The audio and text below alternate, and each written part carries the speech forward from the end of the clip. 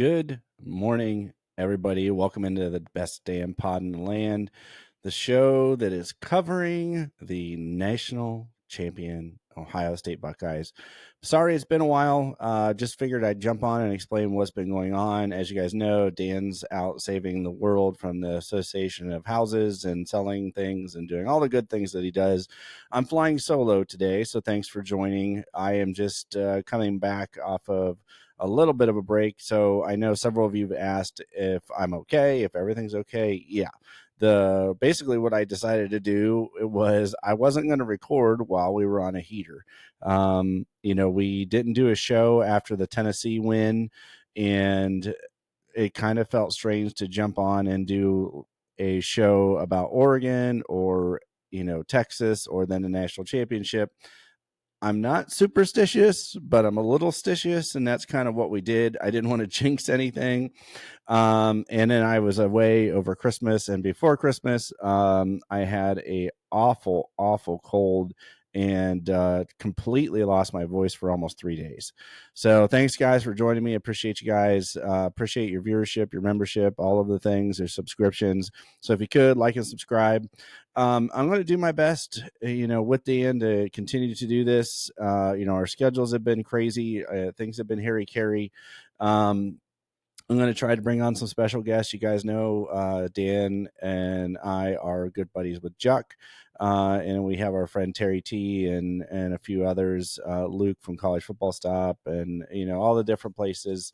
So I plan to do this solo or with Dan or with a guest a couple times a week still, and then we'll see how things go from there. And then I tweeted out a couple weeks ago, and I know people hate when I reference my tweets, but I said one more and then forever, and it's true. I'll be adding Captain Jack's jersey to my wall of fame, and to go with Zeke and Mech and Olave and Fields and a lot of the others, AJ Hawk, Troy Smith, so many others. So I'm excited to do that. It's on order. I've also ordered some of the national championship posters and memorabilia, so it'll go up on the wall. I'll probably replace that one over there.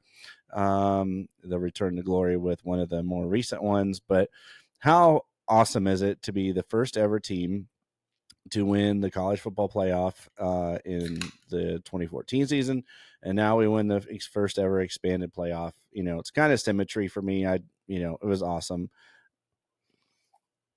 I've seen a lot of stuff online already looking at next year, and everybody can look ahead. That's fine if you want to, but I'm going to take a breath. I'm going to celebrate. I'm going to exhale and just enjoy the win, guys. Just I flat out, like everybody's already, what's going to happen with quarterback? What's going to happen with this? And yeah, spring practice is rolling around. Spring game tickets are going to go on sale in probably 17 to 20 days. So that's coming up, and I'm excited for that. I'm just as excited as I was this year. Losing a lot of just really, really great, talented players to the NFL draft. But I'm excited for all of them. I really am. I can't say enough about this class, that 2021 class. And I can't tell you how excited I am for just TreVeyon Henderson and, having the way he looked down the stretch here, healthy, fast, the way he improved his blocking, and he and Q, quite the tandem. Personally, if I were Quinshon Judkins, I probably, depending on my draft grade, would consider coming back and working on a few things, including my top end speed. But he's a banger, man. He's awesome. I love him, and if he goes, he goes, and I appreciate his time. And I need everybody to please stop talking about Carnell Tate leaving. If Brian Hartline is here, Carnell Tate is not going anywhere. Carnell Tate is going to get more targets than I think he's going to know what to do with this year, in 2025, going in 2026, because JJ is going to get a ton of attention, and he's going to be wide receiver 1A. It's really that simple. I know everybody's talking about Mylan Graham, but Mylan Graham hadn't seen the field, guys. So, not saying that JJ had, but JJ is, again, he's probably the most elite freshman I have ever seen on a football field, barring, at Ohio State, I would say Maurice Clarett, maybe. Trying to think. I'm going to go with Mo Clarett probably in that case. And then there's probably been one other guy, and that would be Adrian Peterson, that just looked physically different than everybody else and played different than everybody else. And then he proved that, obviously, going on in the NFL. So Cardinal Tate not going anywhere as long as Brian Hartline's here. And if I'm wrong, then you guys can come back and really have some fun with me, but I don't think I'm wrong. So that's that for those things, guys. I just want you guys to breathe, take a minute, enjoy this. I just kind of wanted to remind everybody also kind of how cool it is to be part of this fan base this century. I thought a lot about my dad, who passed away a few years ago now.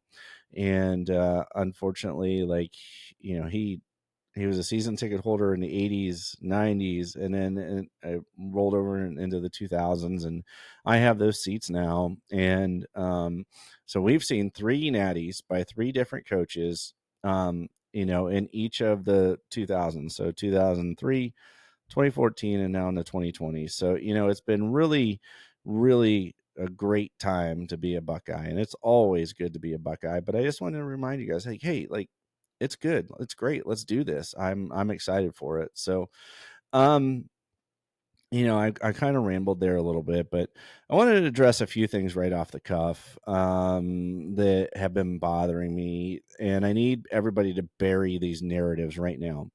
Praying in faith made this team soft. Wrong. Ryan Day can't win big games. Wrong. Ryan Day isn't likable. Wrong.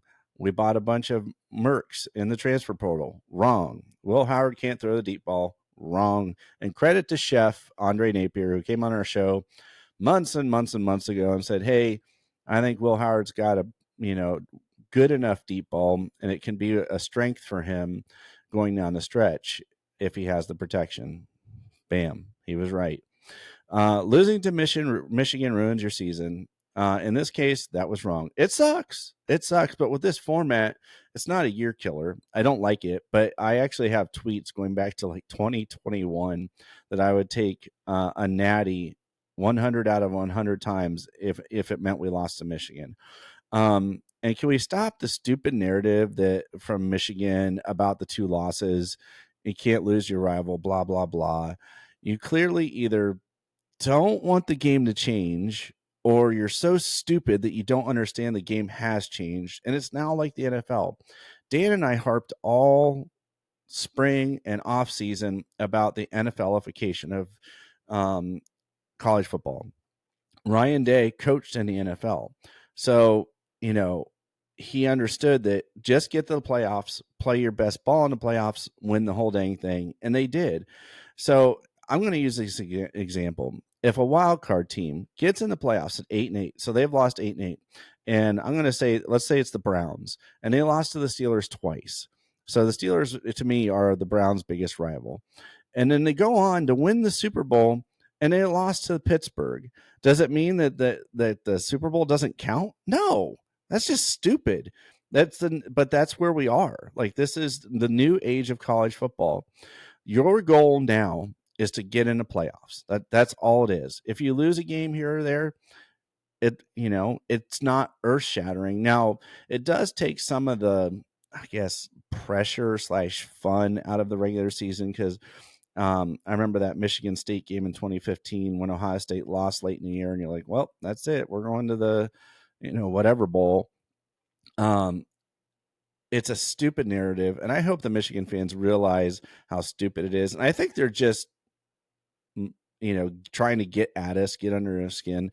And they do have a talking point like, hey, yeah, you did beat us. Congratulations. I hope the ReliaQuest Bowl trophy is really a nice one for you guys. I don't know what to say, but we are the national champions. And then I had somebody say to me, well, Woody said you can't win it without, all the, if you can't beat your rival. Woody also said that before the BCS even existed. So and those things were voted on. So damn, man, like, if your intention is to get me fired up, congrats, you did, but it's just stupid. Like, it doesn't make any sense. Now, guys, a few things have happened since the end of the championship game, obviously. So Devin Brown headed to Cal. I wish him incredibly well. Thank you, sir, for your loyalty and dedication to the team. I wish you nothing but success. I appreciate him and him being a Buckeye through and through. Mitch Melton, he's been a favorite of mine. Like, his athletic prowess. He's kind of a freak athletically for the last 3 years. I kept hearing like he'd be the jack, maybe he'd be the guy, maybe he'd be on the edge. He hits the portal. He's heading to Virginia. I'm excited to see what he can do in the ACC. Calvin Simpson Hunt entered the transfer portal. A little bit surprising, but not a lot surprising with the depth in that room. And then, of course, late in the year, we saw Aaron Scott on the field. We saw Bryce West get some run. Devin Sanchez comes in. There's a lot of depth in that room. And I think he could have started eventually, but we'll never know. I wish him well. I hope he does well and balls out wherever he goes. Definitely a former 4-star, good kid, good family, stud. The last thing I'm not doing is looking ahead to 2025 right now. There'll be a day and a time and a place for that. But I'm going to, hang tight on that for right now and just wait to see kind of how the next, week or so plays out with the transfer portal before I start talking about depth and looking at depth and thinking about that. And, I really, I really appreciate that everybody's curious about that and talking about quarterbacks and so on and so forth for next year. But this is just a reminder about this year, one more time, guys, of what Ohio State did. So they beat the number 2 team, they beat the number 3 team, they beat the number 4 team, the 5 team, the 9 team, the 10 team. And then, of course, you had Notre Dame, who beat Georgia. So there's one. You had, Texas, who beat Arizona State, and you beat them, and so you guys, realistically, Ohio State has ran through, in my opinion, the other top 9 teams in the top 10. I love it. It's great. It's phenomenal. So I'm just trying to get everybody to pump the brakes a little bit, take a breath. And I know college football doesn't stop. I get it. We're already thinking about next year, and everybody's thinking about next year. But man, what a run, what a ride, what fun that was. So I'm just taking a minute, and I hope you do too, to soak it all in and enjoy it. I was trying to think back if there was something even close to this that I have enjoyed as much, and there really wasn't. And I want to show you guys something to end the show real quick. As you guys know, I have a son, and he is as big of a Buckeye fan as I am, but his favorite player, bar none, is Jeremiah Smith. Now, this is him at the start of the 4th quarter. He tried so hard to hang. They didn't have school the next day because of the cold, and he insisted on getting this blanket out. Now, this blanket is made of my dad's old shirts. So a friend of the family took some of my dad's old shirts and made each of our kids like a quilt blanket. And this was the shirt my dad was wearing right up until the end in hospice, this Buckeye Nation shirt. And so he insisted on having that out so my dad could be part of the experience and watch the championship game with us. So that, my friends, is what it's all about. So I now spend my Saturdays and my game days with my son just as much as I did with my dad. I've had some people really on Twitter get after me saying, what do you know? And how much ball do you know? And, I don't jab and jar with people. I don't really like doing the arguing on Twitter. I kind of have a rule, don't argue with strangers on the internet. I did go back and poke some people just because they had said some pretty outrageous stuff about Ohio State losing, to specific teams. Tennessee was one. Notre Dame was another one. I kind of left Texas alone. They didn't really bother me very much. But I had one guy tell me that he knows more about football than I do, and sure, whatever. I don't. I went to my first spring game when I was 6. My dad coached. I've been to over, I don't even know, 100 Buckeye games in the regular season. I coach. I don't know what to say. It just whatever. Sure, if that makes you feel better. But anyways, guys, I wanted to let you guys know, doing our best to bring the show back again, flying solo today. I hope you guys have a great week. Planning to get more regularly scheduled again, back to hopefully Tuesdays and Fridays. I'd like to add an additional show in there. It might just be me. Maybe I'll just do like a solo one. My next show, I will start looking ahead a little bit at 2025, the roster, what I think it'll shake out like. But again, I'd like to wait till, when you kind of know the transfer portal window is closed for Ohio State after the playoff game. And I fully expect some news about when we might see the NOA in the next week to 10 days.